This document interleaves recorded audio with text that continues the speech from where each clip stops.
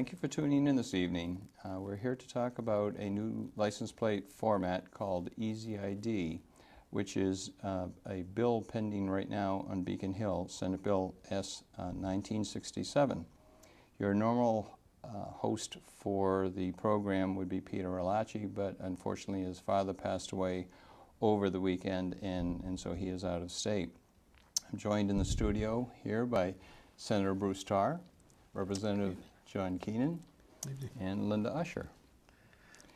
Thank you all for coming. Thanks, Gary. We're happy to be here. I should probably start back up here and how we got here to begin with. After Molly Bish had been abducted and after Elizabeth Smart had been abducted out of her own home, I made a commitment to do something about child abduction. And analyzing what the dynamics were of an abduction, I realized that the perpetrators took private vehicles. They didn't take the bus to grab a child. And so the key to identifying a vehicle, of course, is a license plate. And realizing that numbers and letters are too difficult for even adults to get that type of information, especially in a time of trauma, what chance does a young child have?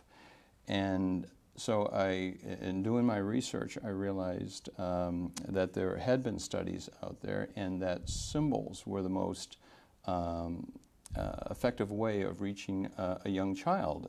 In fact, cognitive studies show that a child 2.5 years old can actually identify a symbol and recall it a week later, whereas random numbers and letters, they really have no opportunity to do so.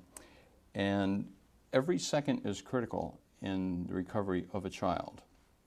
And looking up here, there's some statistics, and when it leads to, when an abduction leads to the death of a child, 44% will be dead within 1 hour. 74% will be dead within 3 hours. 91% will be dead within 24 hours. Frightening statistics. And of course, this format would also help with general crimes, vehicle emergencies, hit and runs, homeland security, etc. What we're doing here is we're using common, universally recognizable symbols.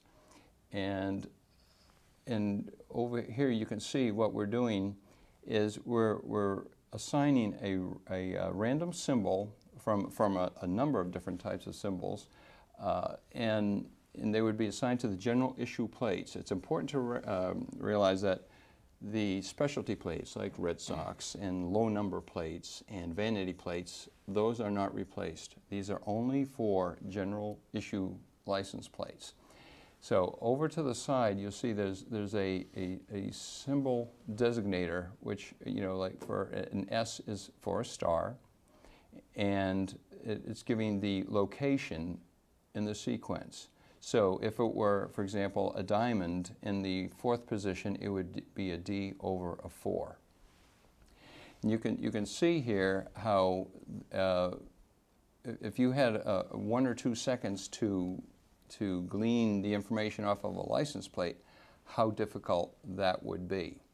But what we would do is we would teach the kids in the schools to get the color of the car and get the symbol. Now, if we could actually get them to get the color of the car, the symbol, in 2 characters, having only 5 characters, because with the EasyID license plate program, in almost all the states, you'd never need to have more than 5 characters, including the symbol.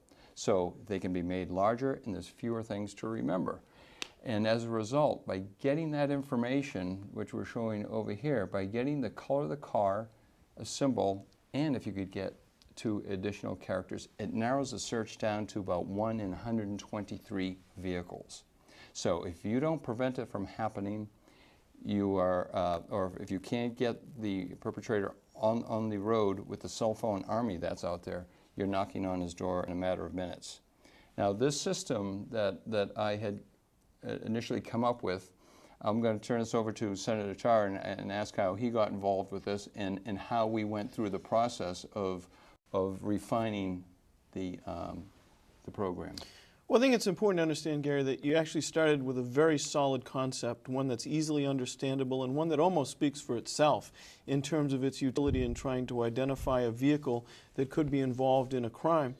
So what we had to do was convert that idea into something that would be workable as a replacement system for the current system of Massachusetts motor vehicle licensure, and that isn't an easy task. So we began with the basic idea and then met with the experts, folks who are in law enforcement, folks who work with children who are the victims of crime, folks who operate organizations who try to assist families that have to deal with those types of crimes, and we had to deal with a lot of folks who are the liaisons between Massachusetts and all of the other states in the Union, because there needs to be a system of interchangeability and recognizability with other license plates throughout the country, because obviously Massachusetts cars travel to other states and vice versa.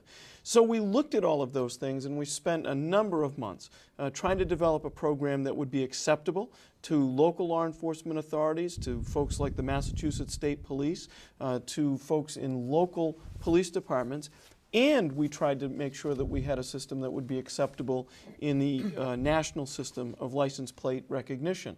When we had all of that put together, we needed to file a bill, and we did that. We drafted the bill together with a number of people, a number of very strong supporters, and then we needed to find folks who could be advocates of it. And one of the most integral parts of this particular piece of legislation is the role that two very heroic parents have played in the form of Molly and John Bish. They went through the incredibly difficult situation of having a child abducted and lost. And they have an incredible amount of character. They have been able to stand with us, and they have been able to, in many instances, legislatively and throughout the Commonwealth, turn that adversity into a very, very positive energy for change to make things better so that we won't have those kinds of abductions in the future. So we decided that we would, in fact, name this bill after their daughter and move the bill along in her memory so that we'll try to prevent that kind of anguish from ever being visited on a parent ever again. So once the bill was filed, it gets referred to a committee. In this case, the Committee on Transportation, which is a joint committee which consists of 11 members of the House of Representatives and 6 members of the Senate. And like all bills in Massachusetts that are filed in a timely way, that bill received a public hearing. Now, it's important at this point to recognize the fact that this bill has actually been filed in a couple of legislative sessions, and so we've had a number of public hearings on it, and the bill has been gaining momentum over time. Folks that are watching, I'm sure, can understand and identify with the fact that it's very difficult to change the license plate system in an entire state. And so naturally, legislators have had to take some time to become comfortable with the concept and to understand that it won't overly burden the state coffers in terms of the cost of the program, and that it will be a system that is acceptable in terms of all of the people that motor vehicle licensure touches. And so we have had those public hearings. We've had incredibly strong showings of support, and the members of the Transportation Committee have been working very carefully to digest fully this concept and to prepare it for the point where it can be voted upon by members of both the House and the Senate on the floors of those respective chambers.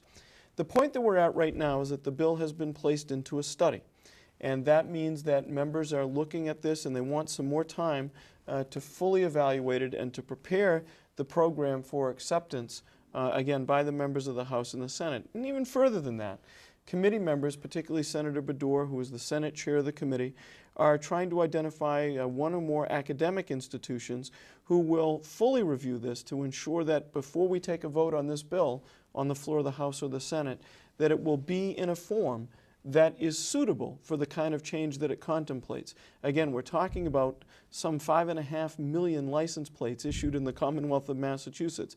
This is not a mild transformation. This is a sweeping transformation of license plates issued in Massachusetts, and we are working to get it to the point where it's ready to go and we can take that vote, and in doing so, we can literally change the landscape in the Commonwealth of Massachusetts for public safety. And you know, Representative Keenan is a very, very strong advocate for public safety in the Commonwealth, particularly with his background as a former assistant district attorney.